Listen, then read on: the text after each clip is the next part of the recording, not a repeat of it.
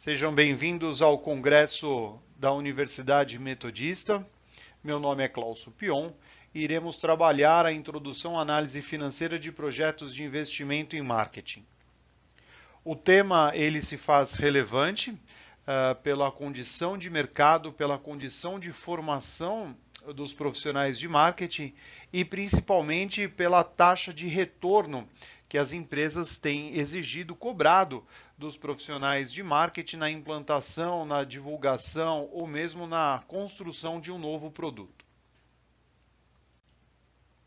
Fazer uma apresentação minha, eu tenho uma primeira graduação em administração, uma segunda graduação em contabilidade, um lato sensu em finanças corporativas, um estrito sensu mestrado em administração e agora sou doutorando no programa de educação da Universidade Metodista.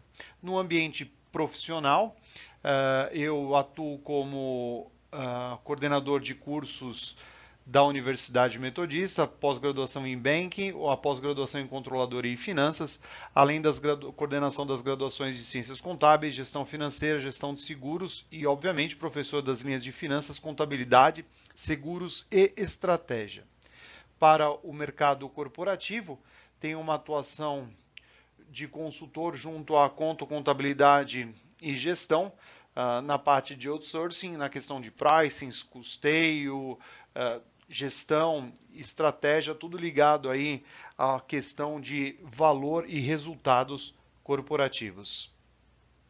O Grupo Abril, por exemplo, ele tenha sempre um administrador que entenda de estatísticas e técnicas quantitativas na sua equipe para avaliar as campanhas de marketing. Isso, quem disse, foi um diretor de relacionamento com o cliente do Grupo Abril. O Santander, ele apresentou que cada vez mais recebe demandas dos gestores para as várias áreas para analisar dados de campanhas. Para isso, o software como o SAS, né, e os módulos do Excel, que facilitam o trabalho dele para apoiar nas decisões. Um analista do Santander junto à área do marketing.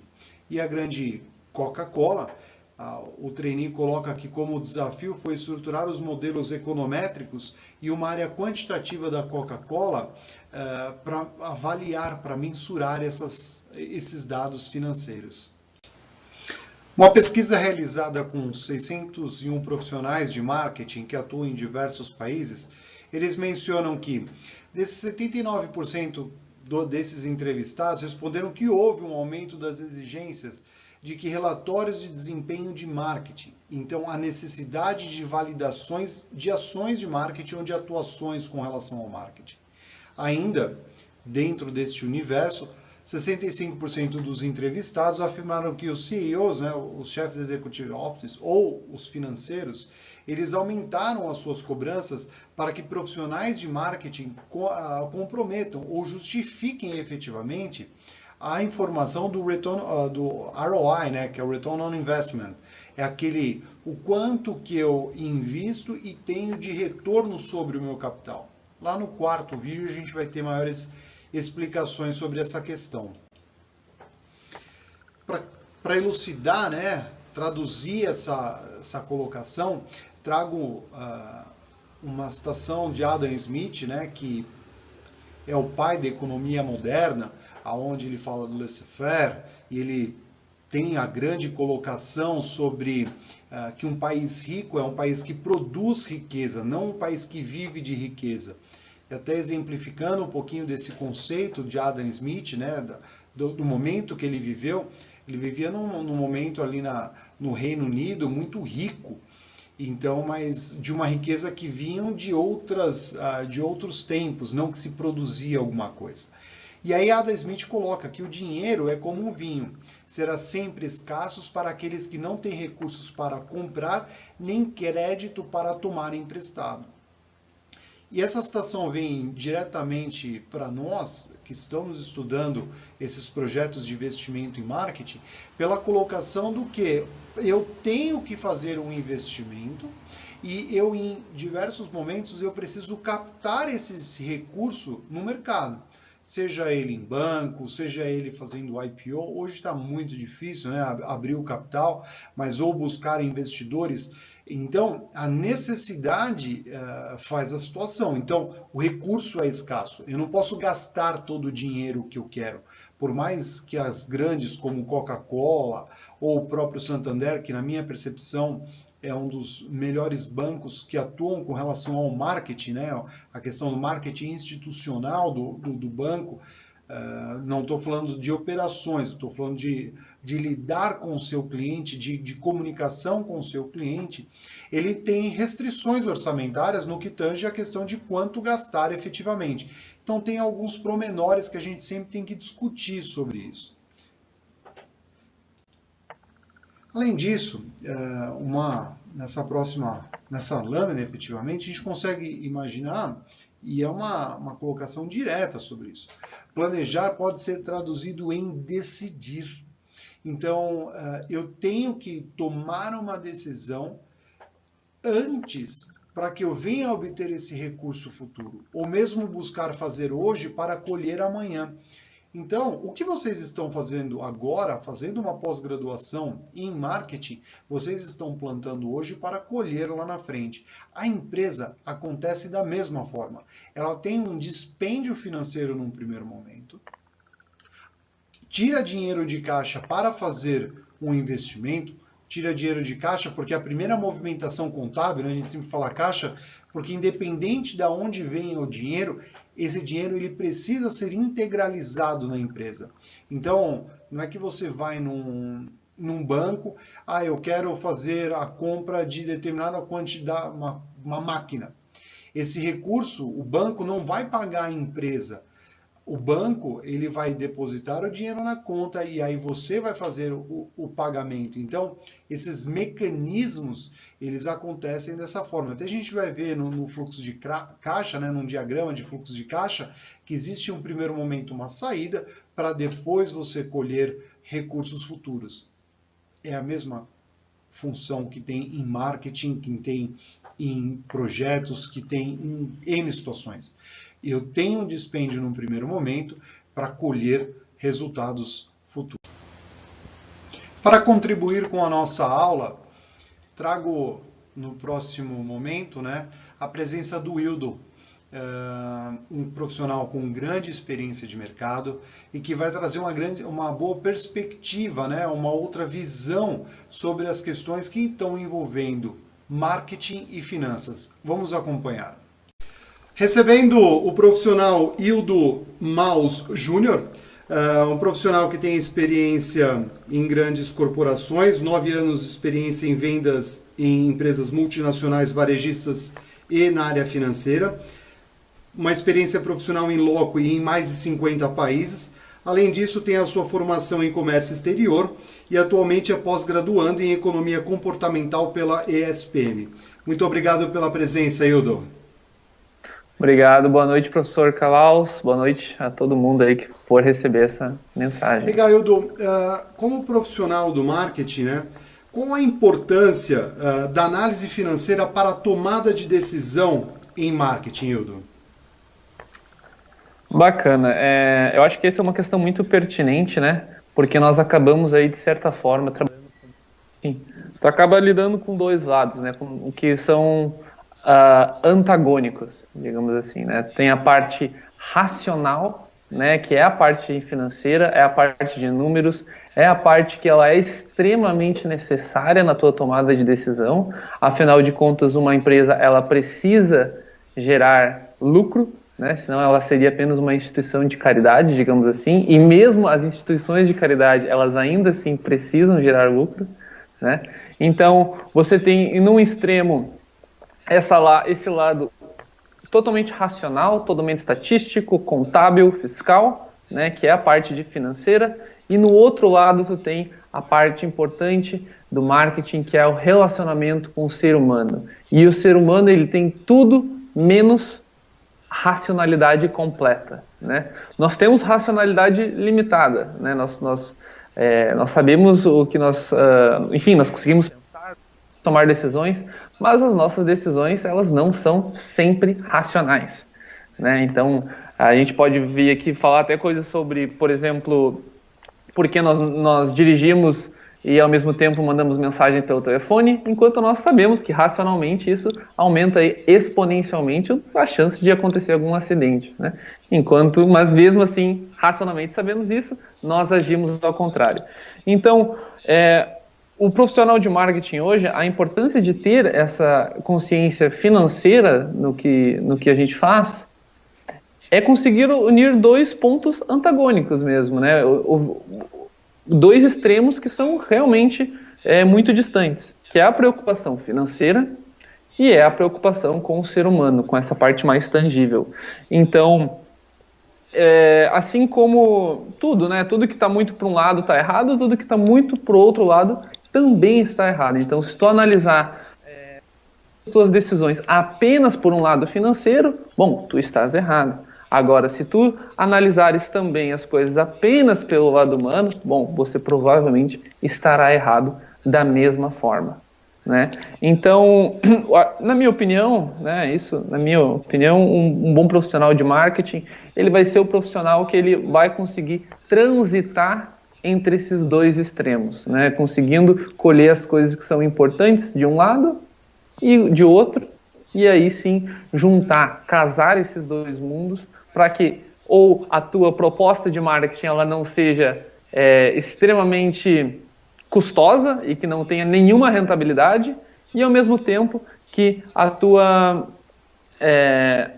proposta de marketing ela seja ainda com rentabilidade, porém humana, efetiva, né, e que chegue nos seus resultados sociais desejados. Extremamente interessante a sua colocação, ver uma parte que você transita com a parte até neurológica das situações, né, de como são articuladas. É interessante esse viés, porque a visão ela precisa ser bem periférica sobre quando a gente está tomando decisão. Então, eu sempre menciono que um dos grandes problemas que nós temos no Brasil hoje são os gestores. Os gestores são mal capacitados porque eles conseguem gerir a empresa em algumas circunstâncias como eles administram a casa deles. E aí eles tomam decisões equivocadas e, enfim, até para que a gente tenha, você mencionando esse assunto, nós temos hoje níveis de governança corporativa, que é algo também que deve ser discutido, enfim. Mas é um ponto interessante que a gente pode até ter algumas outras discussões futuras. Mas, Ildo, além disso, como que a gente consegue identificar sobre como os profissionais de marketing devem relacionar esses conceitos financeiros com as temáticas de marketing? Bom, eu acho que nesse aspecto é importante a gente lembrar duas coisas, né?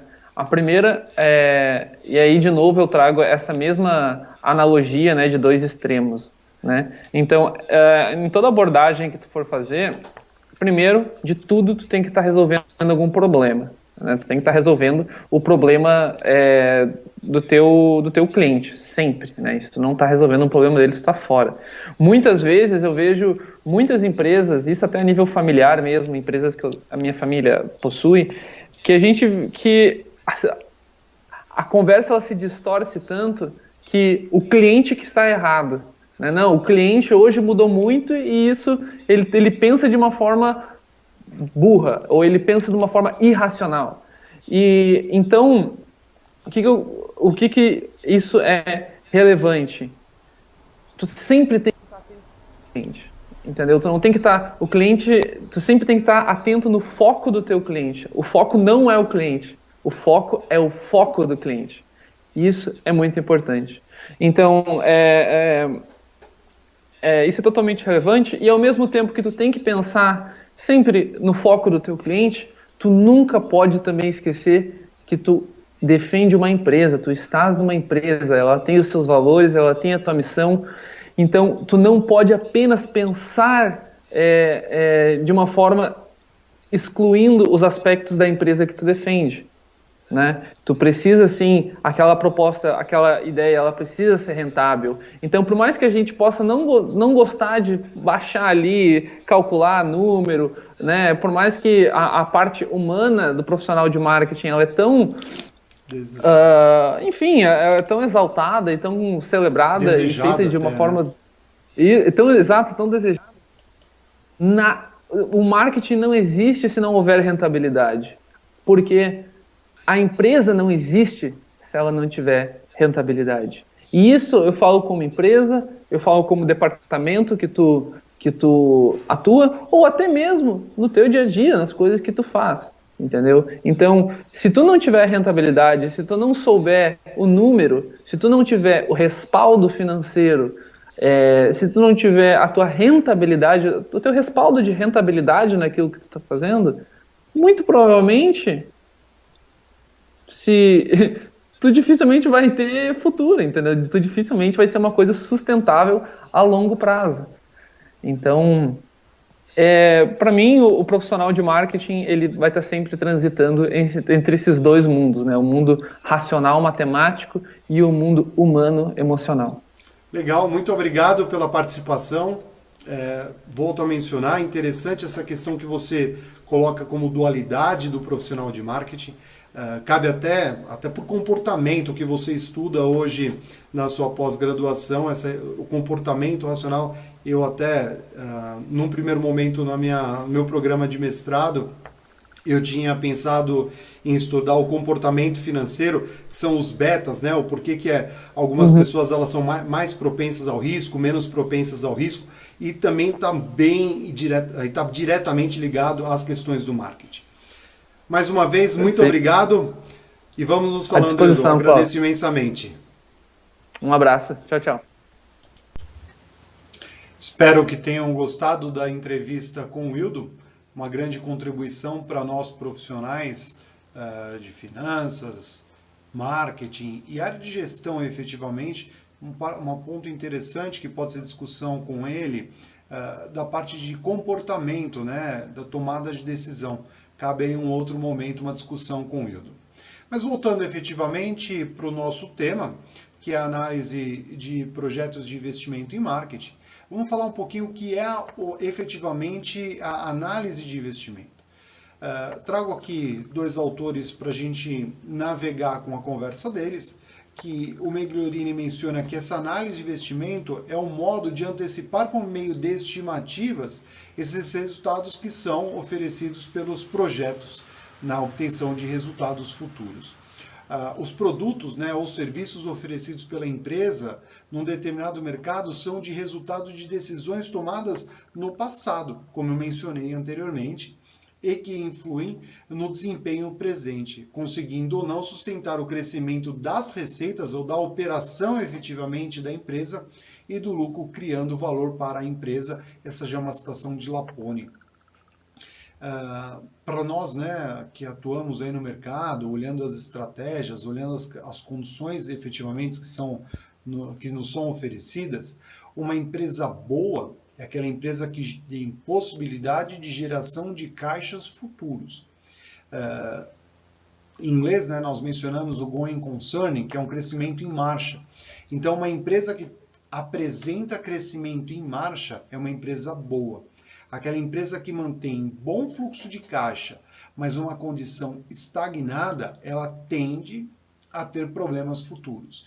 Entendam que hoje a gente tanto discute, né, ainda mais vocês profissionais de marketing, discutem sobre as questões inovadoras que são apresentadas a cada instante, essas small caps, as empresas que estão aí obtendo recursos como as startups, enfim, uma empresa que tem futuro é aquela empresa que tem a possibilidade de gerações de caixa futuro.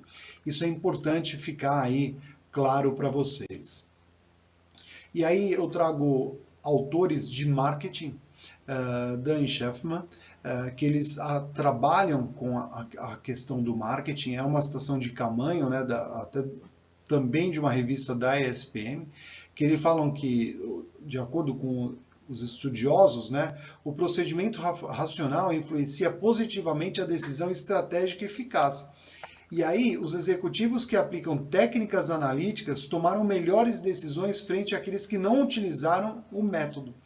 Então, até mencionei, né, no próprio entrevista com o Wildo, e falo novamente, que muitos gestores eles estão tomando decisões equivocadas, por condições de eles entenderem aquilo que é para eles aceitável, mas eles não conseguem identificar o que o próprio mercado requer ou mesmo uma condição de sustentabilidade da organização.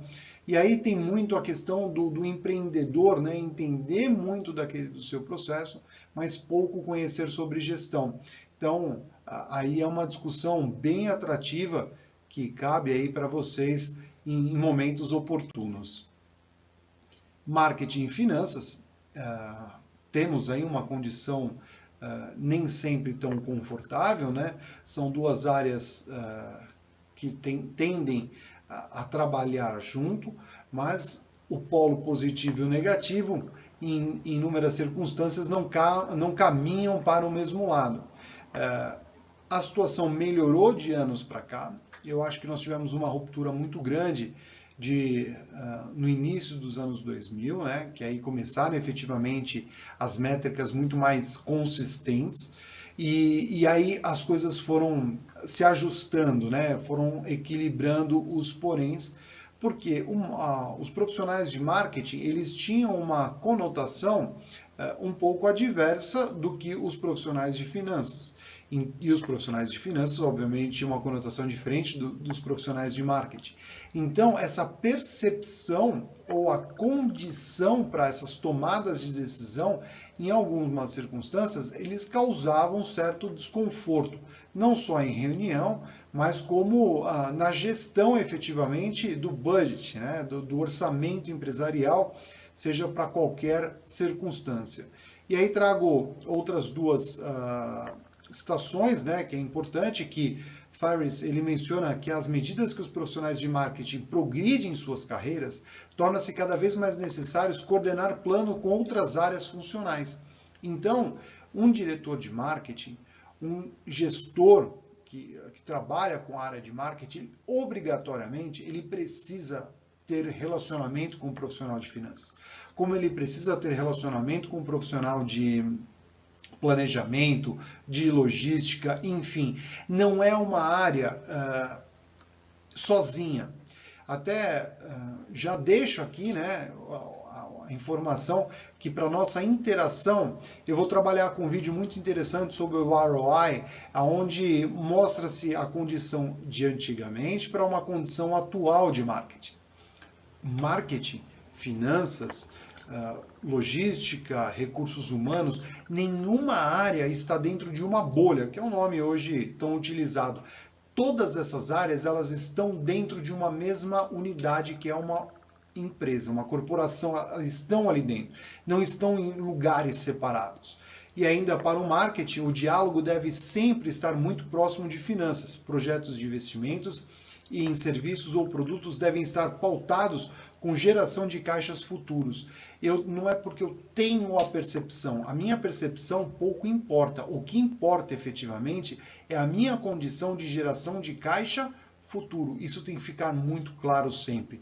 Não podemos deixar de ter essa percepção. E aí eu trago, né, um planejamento de marketing que é muito interessante, do Magalhães, que um dos momentos mais difíceis e até delicados, né, do planejamento ocorre quando a gente precisa colocar os números no papel e as vírgulas nos preços. Por quê? São inúmeras áreas que elas atuam diretamente, desde formação de preço até a entrega efetivamente do produto.